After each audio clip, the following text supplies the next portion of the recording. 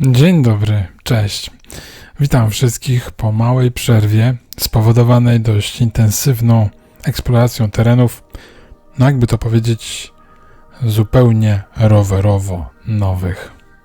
Ale po kolei, dlaczego właściwie jesteśmy w Legnicy?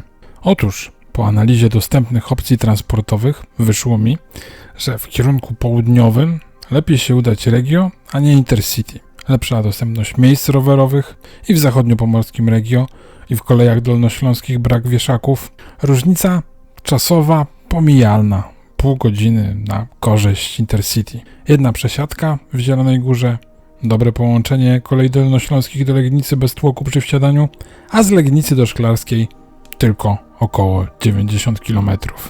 Tak więc patrząc na mapę, zamiast jechać dalej do Wrocławia, tam się przesiadać w większym tłoku w kierunku Szklarskiej, to pomyślałem, że to będzie ciekawy pomysł na eksplorację jeszcze jednego lub nawet nie jednego regionu po drodze.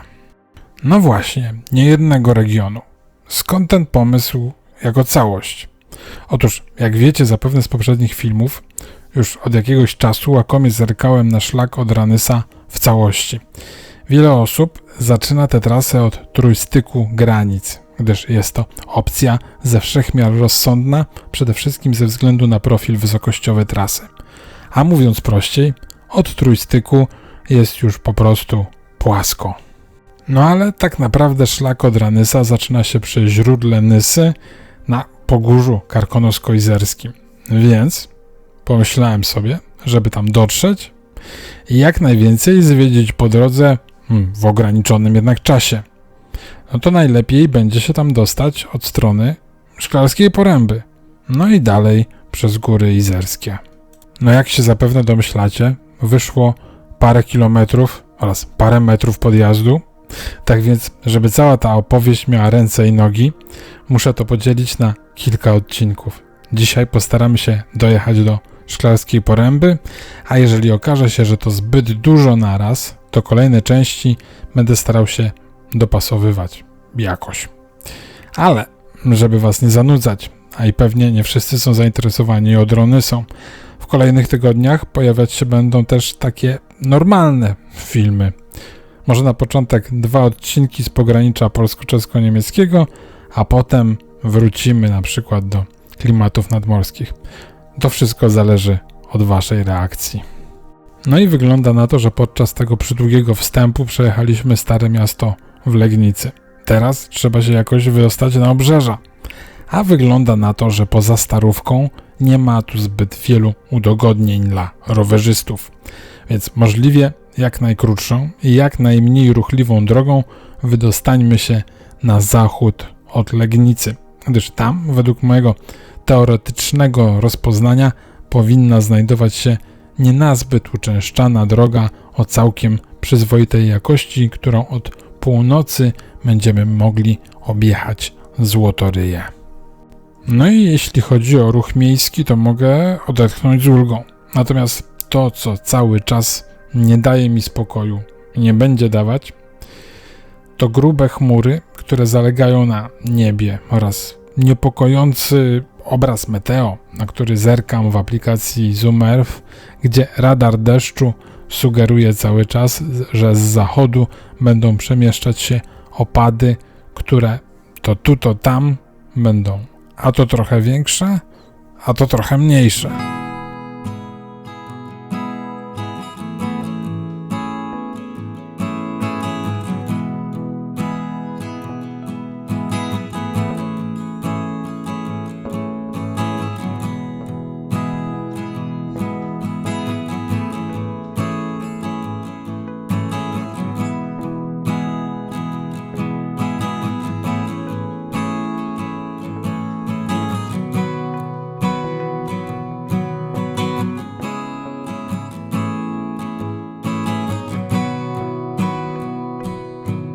Z jednej strony chciałoby się troszkę ponarzekać, że nic się nie dzieje.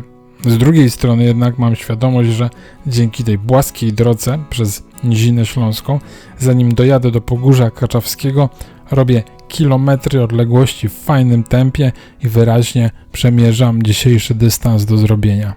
Po 1,5 godziny, wliczając przejazd przez Legnicę, jestem na 20 kilometrze, a po 40 kilometrach ten komfort się skończy i zaczną się długo niekończące się podjazdy, ale również i zjazdy.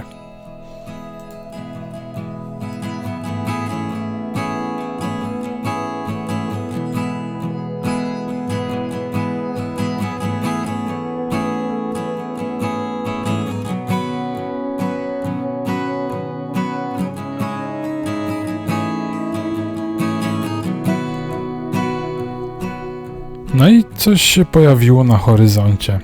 Widoczność taka sobie, ale to wzgórze jest akurat bardzo charakterystyczne.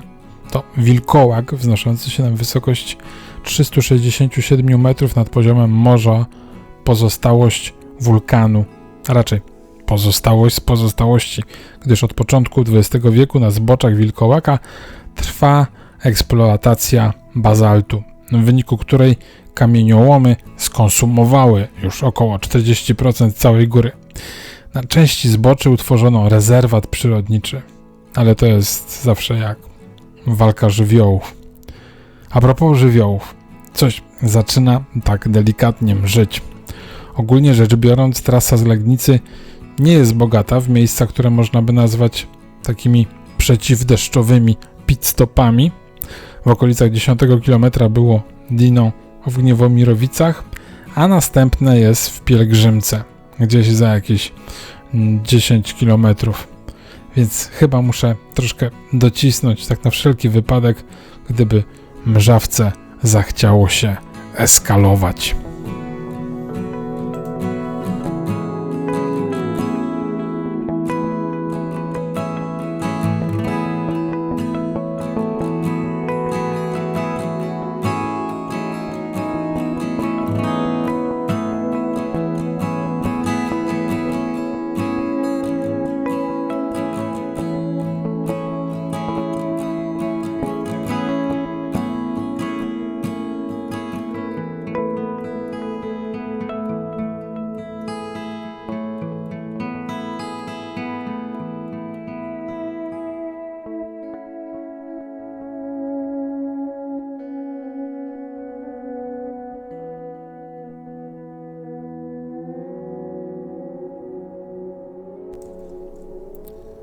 No i mrzy sobie delikatnie, z takim samym wciąż natężeniem. Więc teraz dylemat.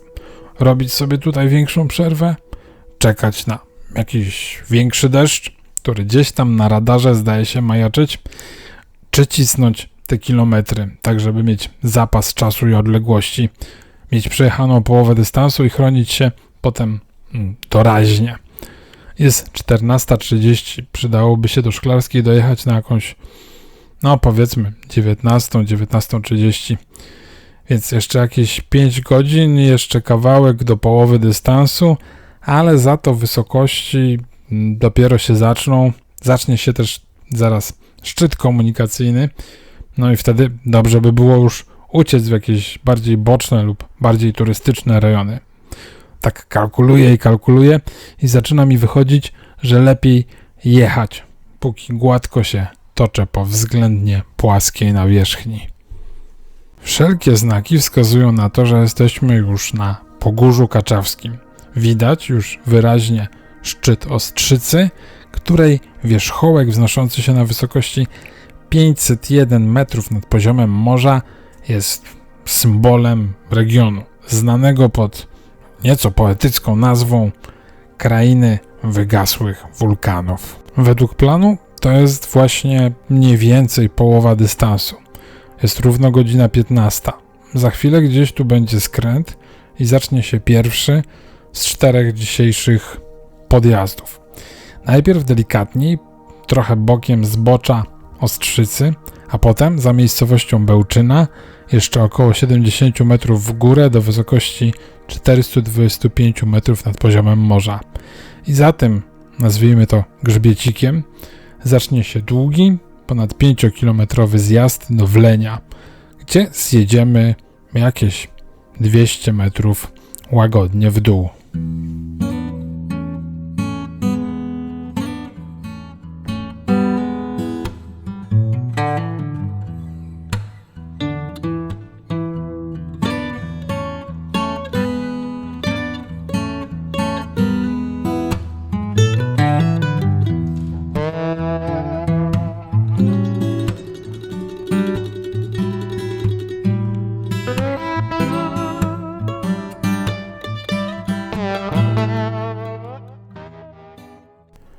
Decyzja, żeby się ubrać w dodatkową warstwę przeciwdeszczową przed zjazdem okazała się być decyzją w punkt. Na zjeździe zrobiło się zdecydowanie chłodniej, a i mrzawka jakby przybrała na sile, albo to po prostu efekt zjazdu i tylko tak mi się wydaje. Chociaż im bliżej Wlenia, tym bardziej mi się wydaje, że mi się jednak nie wydaje. Jednak ten deszcz zaczyna być coraz to bardziej regularny. A i co teraz robić? Podjechać do Wlenia na rynek, na dłuższy odpoczynek? Czy to tylko chwilka i zaraz przejdzie? Może przejdzie? Taka fajna wiatka autobusowa niepodniszczona. No to poczekam chwilkę tutaj i pojadę dalej. A trzeba było sobie podjechać na ten rynek, coś bym obejrzał. Po pół godziny może trochę, delikatnie mniej zaczęło padać, a może nie. W każdym razie zrobiło się po 16 i postanowiłem poruszać się żabimi skokami od przystanku do przystanku. Grill and chill, Nielesno, następna wiatka. Drogi turysto.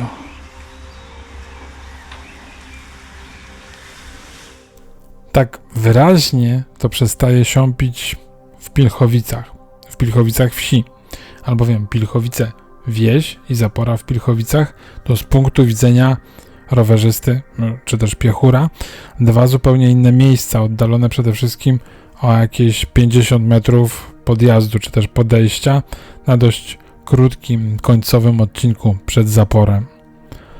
Zaczynam czuć, że te ostatnie metry dzisiaj w Szklarskiej Porębie mogą być zabójcze.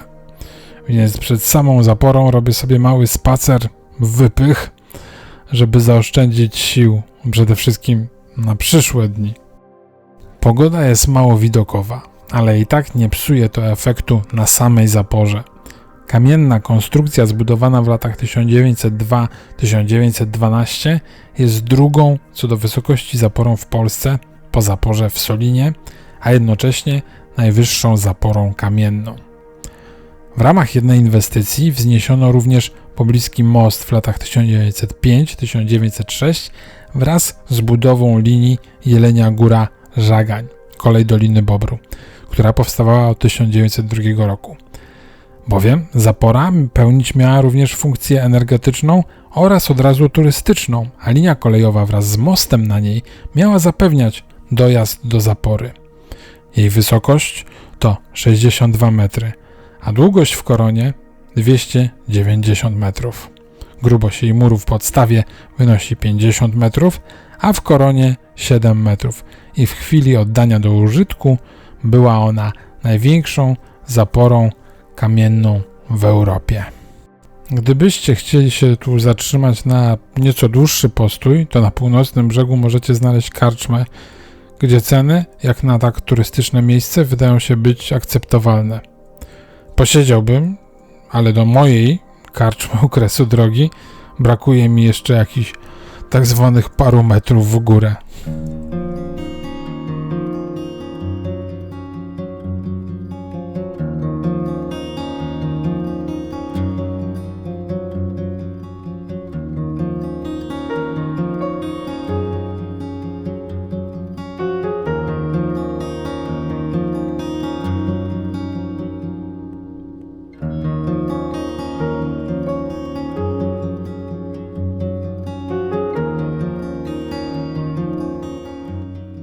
Określenie, że widoki na Karkonosze są bardzo ograniczone dzisiaj, to bardzo eufemistyczne określenie. Mniej eufemistyczne określenia przychodzą mi do głowy, gdy patrzę na skręt na taki bardziej terenowy odcinek dzisiejszej trasy. Przyznaję, że jest to jeden z dwóch fragmentów na dzisiaj, co do których miałem obawy przy planowaniu eskapady. No ale cóż, postanowiłem spróbować. Ścieżka nie jest zła, ale zdecydowanie bardziej przydałby się tu MTB. I to bez kilku kilogramów w sakwach. Żeby nie było, że się wpycham w jakieś niestworzone krzaki, jest to jak najbardziej szlak rowerowy, a nawet nosi on dość szumną nazwę euroregionalnego szlaku Doliny Bobru ER6. Na tym kawałku, wiodącym doliną potoku Kamienica, ma to tę zaletę, że nie nadaje się jako droga do zrywki drewna. Każdy, kto pokonywał tereny, na których miały miejsce prace leśne, wie, o czym mówię. Tak więc ogólnie źle nie jest, tylko trochę mocno spowalniająco. Na asfalt we wsi Barcinek za tym lasem wyjeżdżam parę minut przed godziną 18.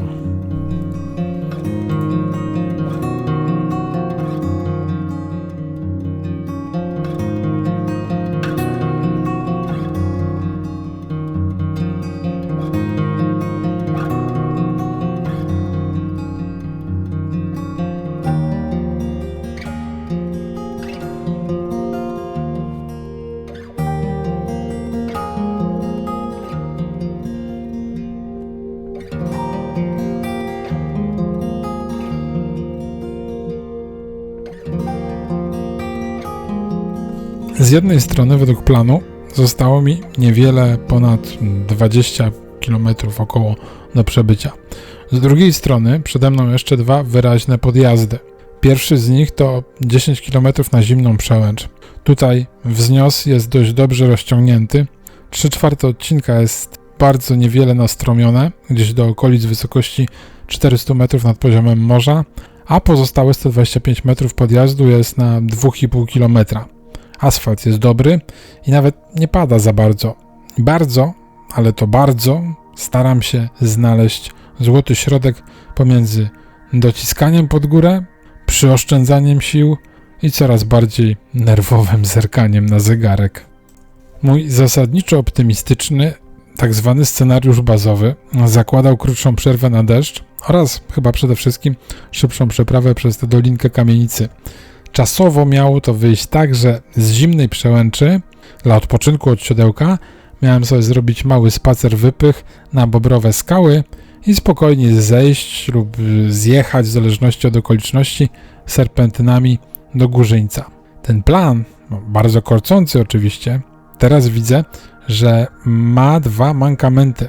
Nie wiem, jakiej jakości są ścieżki, drogi prowadzące na i przez Bobrowe Skały i w dół do Górzyńca oraz jak bardzo one właśnie namakają tym deszczykiem, który może nie jest na szczęście jakąś nawałnicą, ale za to nie ustaje w swych wysiłkach od dobrych 2-3 godzin. Tak więc ze smutkiem porzucam ten jakże misterny plan i za zimną przełęczą postanawiam zjechać po prostu w dół szosą asfaltem do Piechowic, żeby wielkim łukiem zrobić po prostu objazd do Górzyńca. A w tle całkiem zaczyna być wyraźniej niż przedtem widać Karkonosze.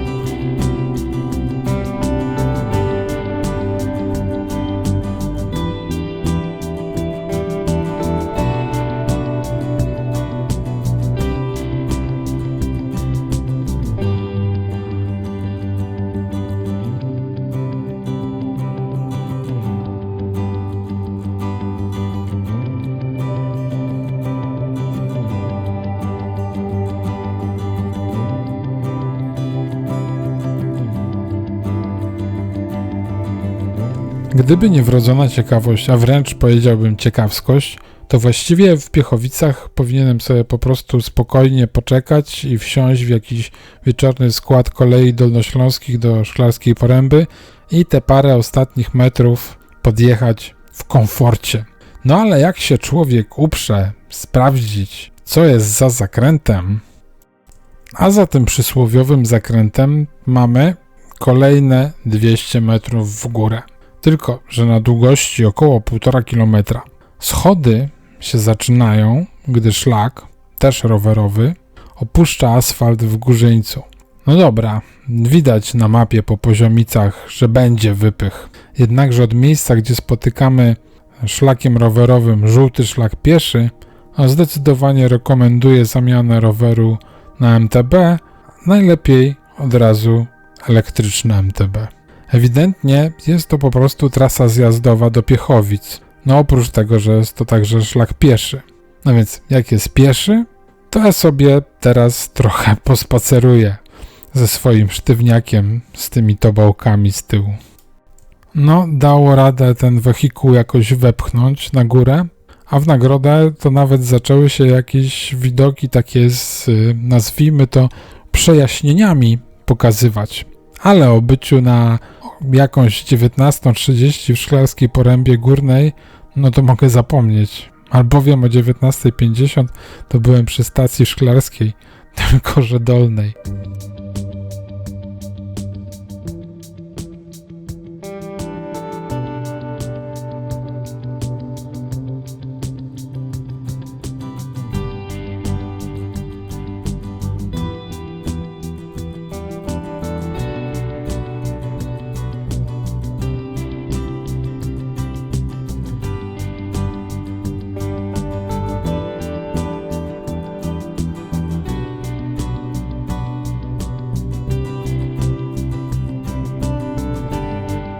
O, to chyba jest ten pociąg, co miałem na niego cierpliwie czekać w Piechowicach i jechać sobie na miękkim siedzeniu do Szklarskiej Poręby Górnej.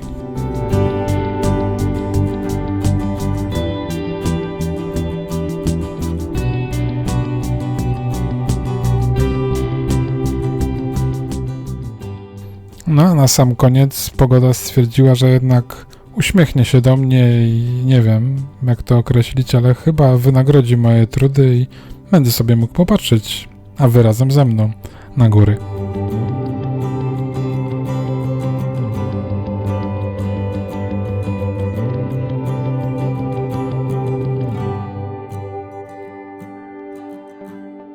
Do hotelu dotarłem tuż przed 21.